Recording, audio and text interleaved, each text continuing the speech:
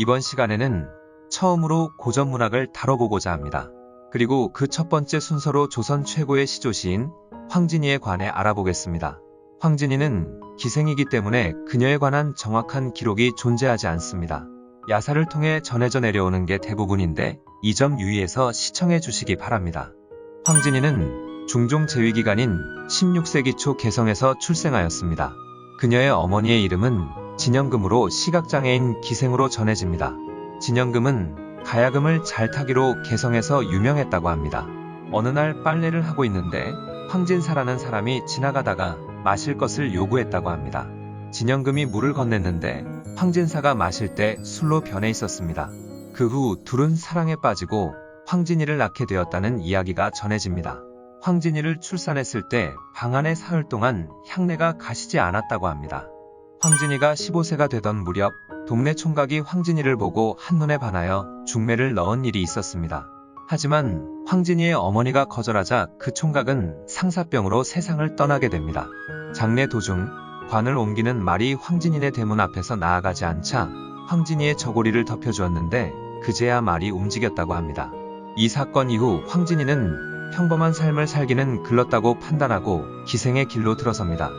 하지만 위 일화로 황진이가 기생이 되었다는 건 과대 해석 같습니다. 황진이의 아버지는 양반이지만 어머니가 기생이기 때문에 황진이도 종모법에 따라 기생이 될 수밖에 없었습니다. 그래도 서얼 계급이라 어렸을 때부터 여러 학문을 접해 시집기와 서예에 능했습니다. 또 어머니의 재능을 이어받아 악기도 잘 다뤘는데 특이한 점이 어머니가 잘 치던 가야금 대신 거문고를 즐겨 쳤습니다. 절세의 미모까지 지녔던 황진이는 단번에 조선 팔도에서 가장 유명한 기생이 됩니다. 황진이가 사용했던 기명은 명월입니다. 세상 도도하고 자존감이 강한 황진이의 마음을 얻는 건 정말 어려웠다고 합니다. 아무리 돈이 많아도 시나 악기 연주가 별로이면 쳐다도 보지 않았습니다.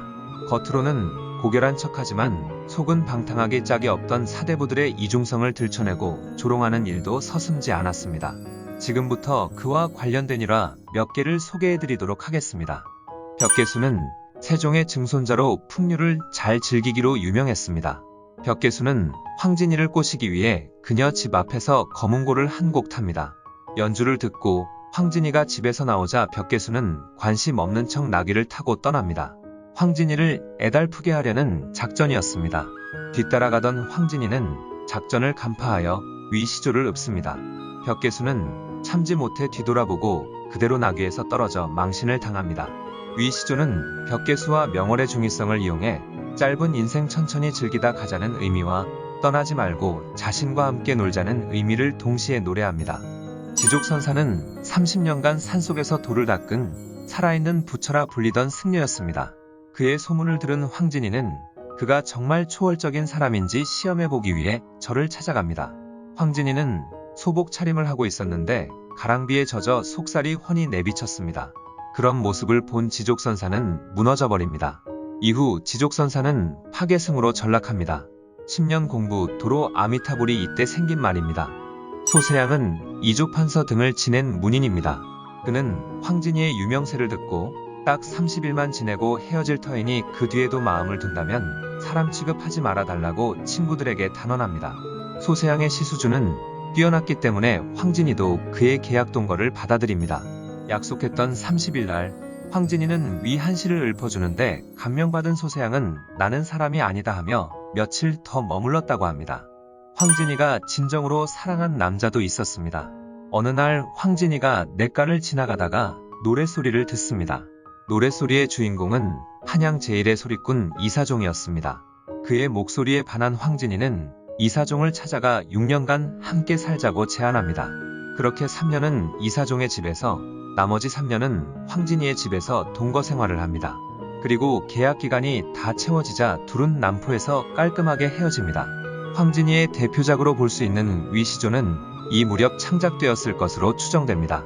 그가 없는 밤은 너무 길어 보관해 놓았다가 그가 왔을 때 꺼내어 쓰겠다는 내용입니다. 시간이라는 추상적 개념을 되거나 있는다 등으로 구체화하였으며 의태어를 통해 생동감과 우리말의 아름다움을 살렸습니다. 무엇보다 밤의 허리를 베어낸다는 발상 자체가 아주 기발하다고 생각합니다. 기생 황진이의 또 다른 목표로 화담 서경덕이 있었습니다. 서경덕은 주기론의 선구자로 과거 시험에 합격했음에도 산속에 초막을 짓고 제자들을 양성하던 학자였습니다. 황진이가 그의 소문을 듣고 직접 찾아가 유혹을 하지만 서경덕은 고결함의 끝판왕이었습니다. 말 그대로 현타가 온 황진이는 서경덕을 스승으로 10년간 모시게 됩니다. 송도에서 유명한 세 가지를 일컫는 송도삼절이라는 말이 있는데 박연폭포, 서경덕, 황진이가 그 세 가지입니다. 사제지간이었던 둘의 관계는 연인 사이로 발전하게 됩니다. 황진이의 지성이 서경덕의 마음을 열게 한 것입니다. 왼쪽은 서경덕이 황진이에게 쓴 시죠. 오른쪽은 그에 대한 황진이의 답시라고 합니다. 이거야말로 플라토닉 러브인 것 같습니다. 스승 서경덕이 죽은 이후 황진이는 전국을 떠돌며 방랑 생활을 합니다. 그리고 불혹이 되기 전에 병에 걸려 세상을 떠납니다. 황진이는 생전에 위에 말을 남겼습니다. 실제로 그녀는 길가에 묻혔는데 한 남자가 안타까워하여 무덤으로 다시 만들어줬다고 합니다. 현재는 복원사업으로 북한 개성에 잘 안치되어 있습니다. 황진이는 죽은 이후에도 많은 이야깃거리를 남겼습니다. 임재라는 문인이 평안도사로 임명되어 개성을 지나간 적이 있었습니다. 황진이 무덤에 잠시 들러 제사를 지내고 시조까지 읊었는데 평양에 도착하기도 전에 파직당합니다. 독립운동가이자 한글학자인 김두봉도 황진이 무덤에 헌화하고 절을 올렸는데 기생 무덤에 그런 짓을 했다는 이유로 북한에서 숙청당합니다. 물론 그건 하나의 구실에 불과했고 김일성의 반대파였기 때문에 숙청당한 것입니다. 황진이는 단순 기생으로 치부하기엔 너무나 멋진 삶을 살았고 위대한 작품들을 남겼습니다. 500년간 황진이가 괜히 사람들 입에 오르내리고 하는 게 아닌 것 같습니다. 지금까지 전해지는 황진이의 작품은 시조 6수, 한시 8수뿐입니다. 황진이가 사대부로 태어나거나 지금 시대에 태어났으면 더 많은 걸작들을 접할 수 있었을 텐데 아쉽습니다. 오늘 영상은 여기서 마치도록 하겠습니다.